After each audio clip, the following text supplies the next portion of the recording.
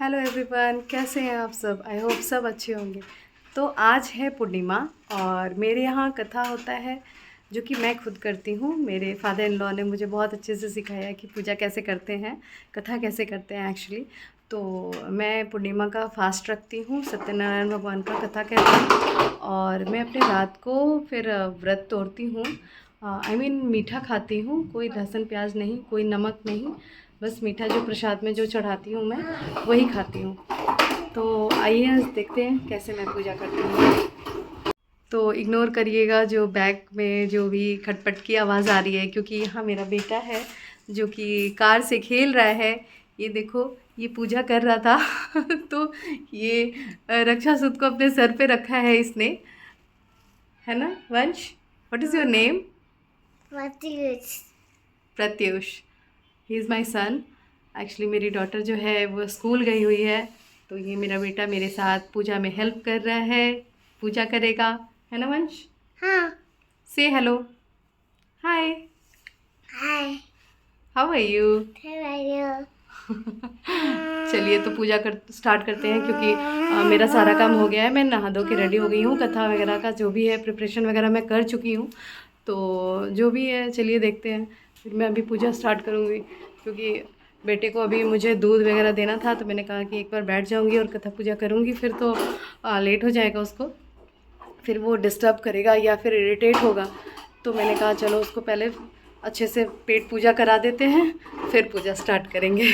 तो चलिए चलते हैं। तो ये रही मेरी पूजा की प्रिपरेशन, जो कि मैंने मॉर्निंग में ही कर रखी थी। जब मेरी बेटी स्कूल जाती है, वो 6:50 को स्कूल जाती है, एंड देन मैं फटाफट से नहा धो के मैंने पूजा की प्रिपरेशन कर ली थी, ताकि मुझे कोई प्रॉब्लम ना हो।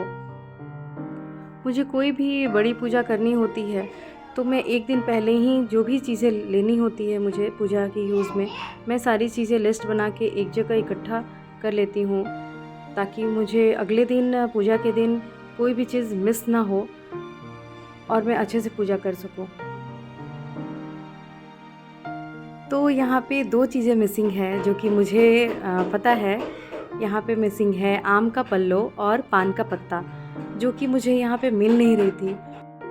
कल बहुत ज़्यादा बारिश हो रही थी, जिसकी वजह से मैं बाहर नहीं निकल पा रही थी, और दोनों बच्चों के साथ तो बिल्कुल नहीं मैं जाती। सो मैंने ऐसे ही पूजा किया।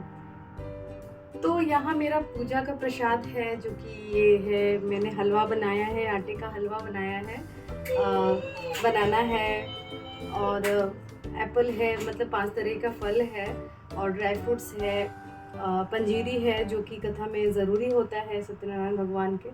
तो ये मैंने किया है।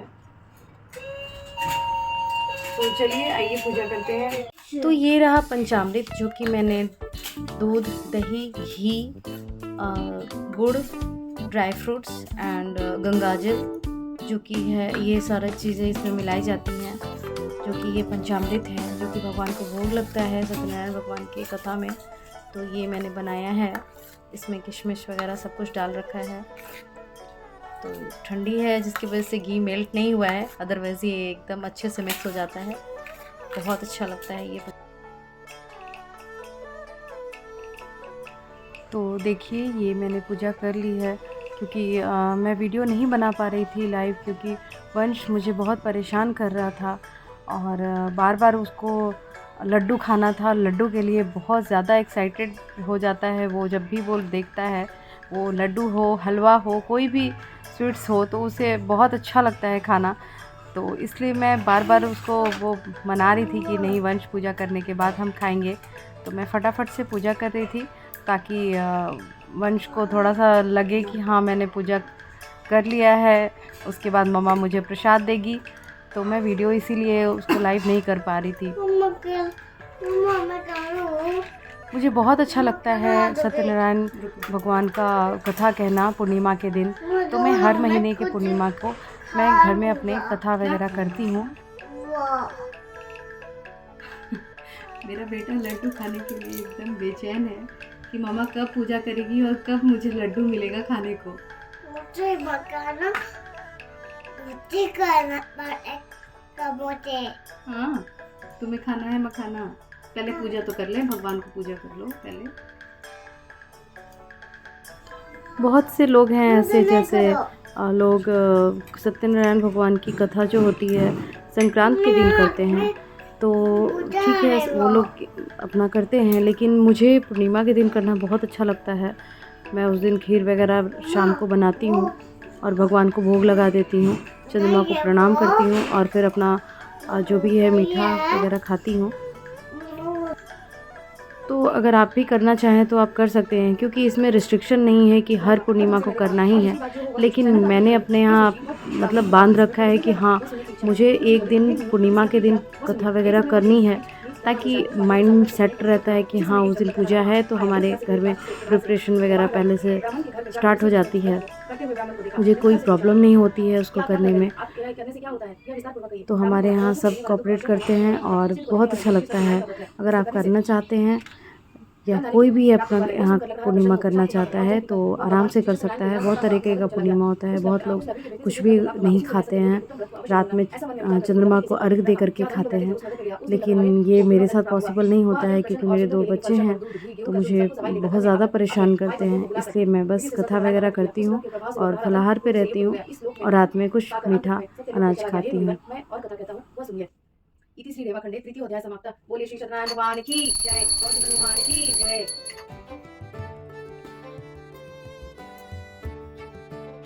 सूजी ने कहा, राजाओं में श्रेष्ठ उल्कामुख नामक एक जितेंद्रिय राजा रहता था। वह सदैव देव मंदिर जाया करता था। वह ब्राह्मणों को नित्य धन देकर संतुष्ट किया करता था। उसकी कमल से सदृश मुख वाली प्रमुख पत्नी थी। वह अपनी पत्नी के साथ अर्धशिला नदी के तट पर सत्यदेव का व्रत करता था। उसी समय वहाँ एक बनिया आया। वाणिज्य के लिए बहुत धन से परिपूर्ण नाव को नदी के तीर पर लगाकर आप तट पर उतर गया।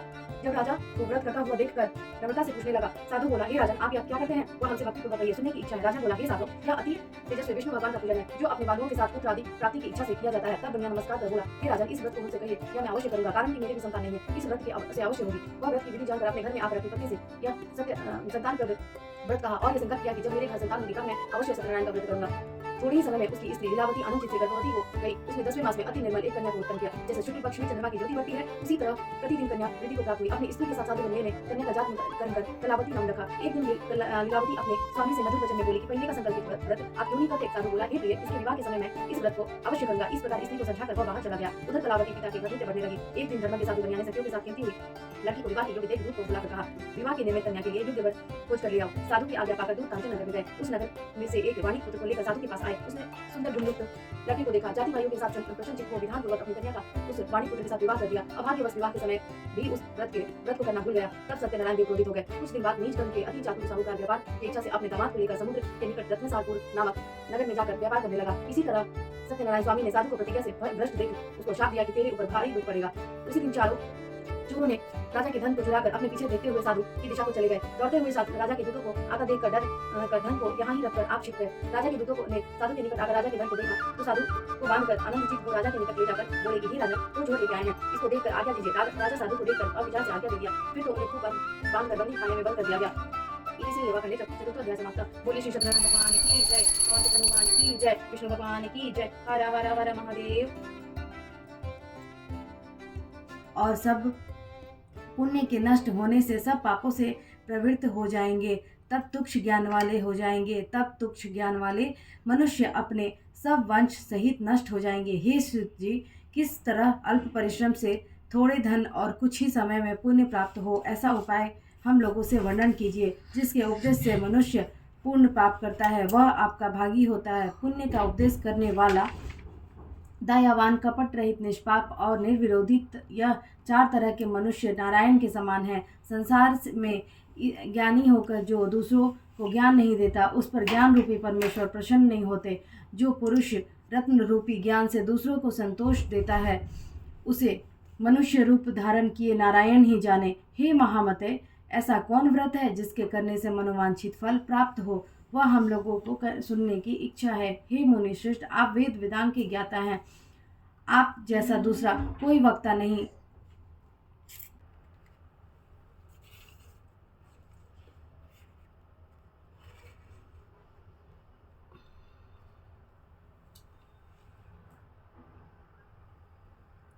देश हरे, भक्त जनों के संकट क्षण में दूर करे।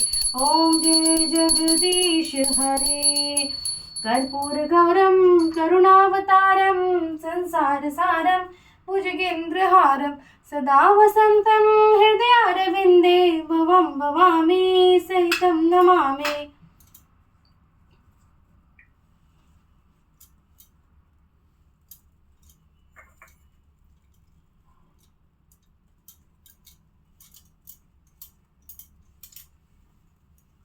चलिए अब सारे रूम में दिखा लेती हूँ आरती, फिर मैं आपसे मिलती हूँ।